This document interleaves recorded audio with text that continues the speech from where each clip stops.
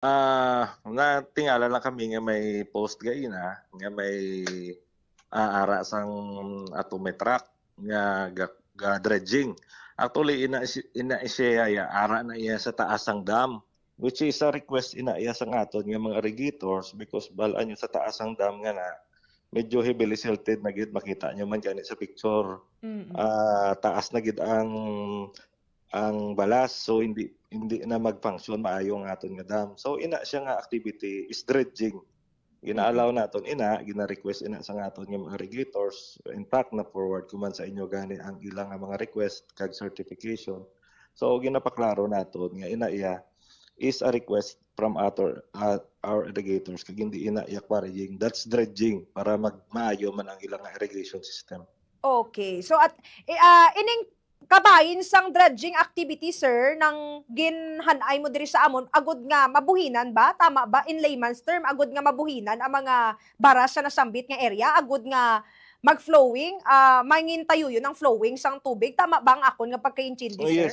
yes, that's correct. Kung makita nyo sa pictures, may mga bunlod sa tunga nga taas na gid ang balas. So inang sa taas ang dam, kinanglan gid na siya dredge as maintenance ang aton nga dam. But Okay.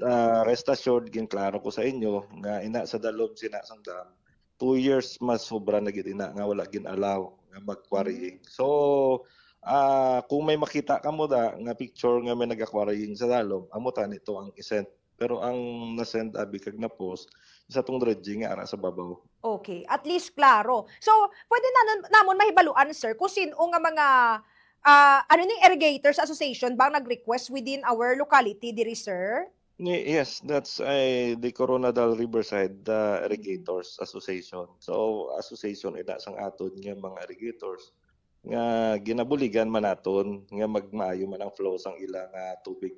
In fact, inang sa dalom pagani sang dam naton, maliban nga wala na naton ginalaw ang quarrying, ginpunduhan ina subong sang provincial government upod sang city LGU nga magbambo indigenous bamboo diking kita dara. Okay. No, kag may area man dara before sa mag-establish kita sang indigenous bamboo diking, may area dara nga kinanglan naton i-dredge para mas-tadlong naton ang tubig kag maiwasan na naton ang siltation kag pagtiphag sang mga riverbanks naton. Okay. Kag tamnan ina sang kawayan. Mm. So amo na nga wala man naton gin-allow ang quarrying sa dalom sang dam naton. Mm. Pero may pamangkot ako, Sir Sigfred, ning sa taas nga area, hindi ni siya subjected nga butangan na lang gid sang ano ni flood control o kon revetment agud nga hindi man ano ni ang tubig bala sir may ara sang shield o kon barrier away from the ano ni away from the panimalay kag sa mga taramnan. Siguro ang makasabat sina ano ang mga specialist naton sa NIA kag kung sa DPWH kay ang sa aton ba lang sa opisina is ang pag regulate sang dredging kag quarrying. So ara na na sa ila kung sa tanaw nila feasible or hindi.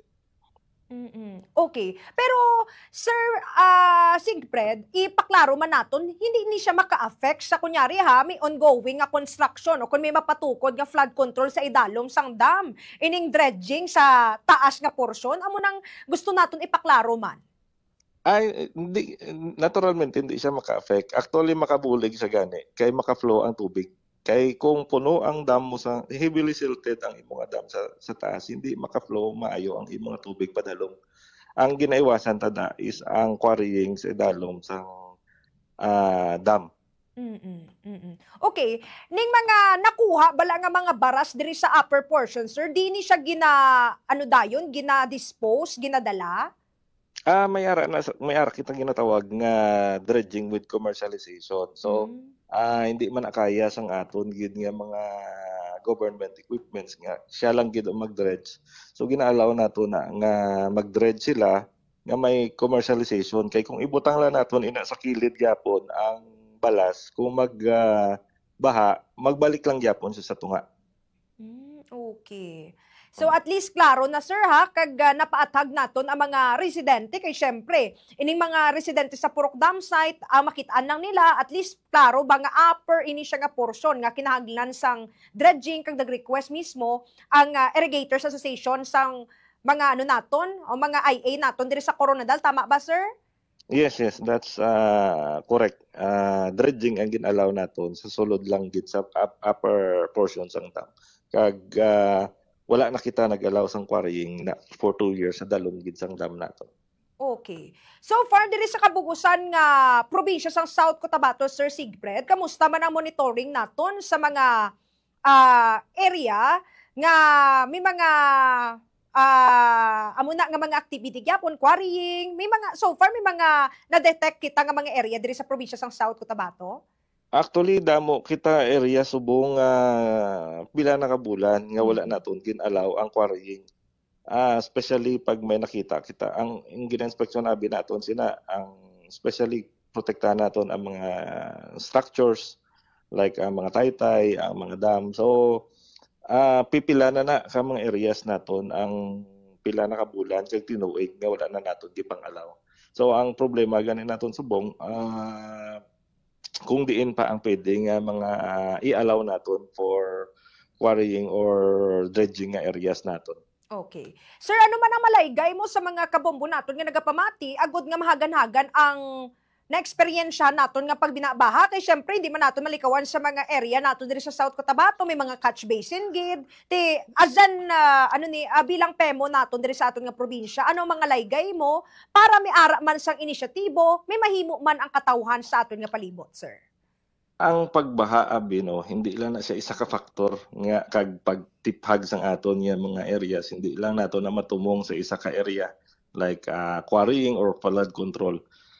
Dapat kita nga as katawhan may ara man sang responsibilidad, especially gani sa paghaboy lang sang maayo sang aton nga mga basura, kay makita mo kisa mo panaangga bara sang aton nga mga kanal naton pag kaingin kag pag uling sang aton mga kakawyan. So kung magsige-sige naton ni kaobra ni mga hindi tama nga pag-alaga sang aton nga kinaiyahan, siyempre mabalik man kung ang aton nga ginaobra sang aton environment. Okay.